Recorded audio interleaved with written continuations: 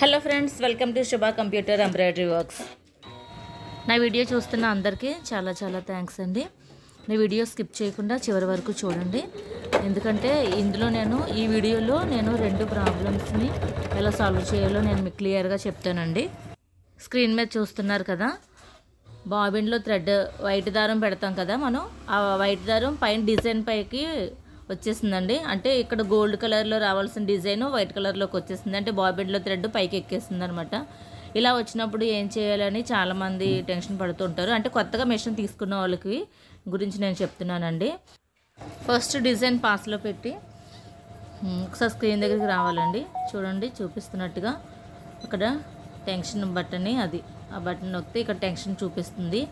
అంటే టెన్షన్ 3లో ఉందన్నమాట. దీన్ని మనం కొంచెం తగ్గించాలండి. టెన్షన్ 2కి తగ్గించాలి.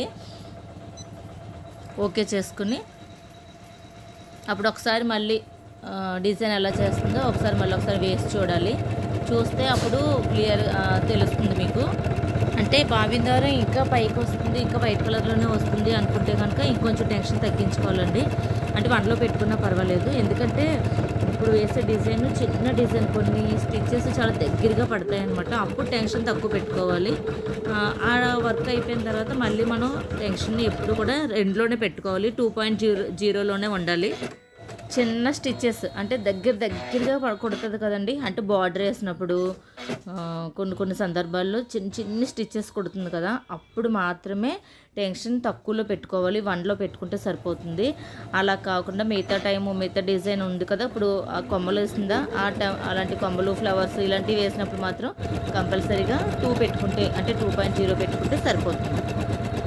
స్క్రీన్ మీద చూస్తున్నారు కదా, చూడండి ఎంత చిన్న స్టిచ్చెస్ కుడుతుందో. చాలా చిన్న స్టిచ్చెస్ అనమాట అవి. అలాంటి చిన్న కుట్లు కుట్టినప్పుడు మాత్రం టెన్షన్ తగ్గించుకుంటే మనం సరిపోతుంది.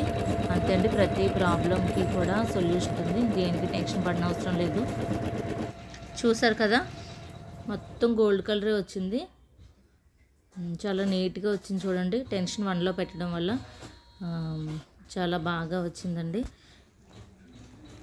ముందు చెప్పినట్టుగా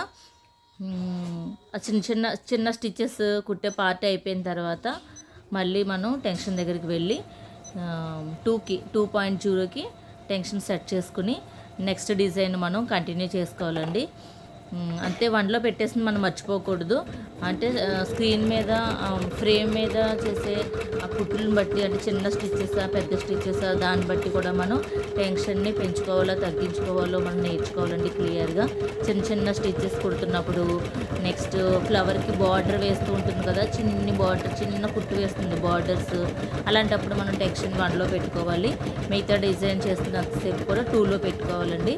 అప్పుడప్పుడు మనం కొంచెం అలర్ట్గా దాన్ని మార్చుకుంటూ ఉండాలండి.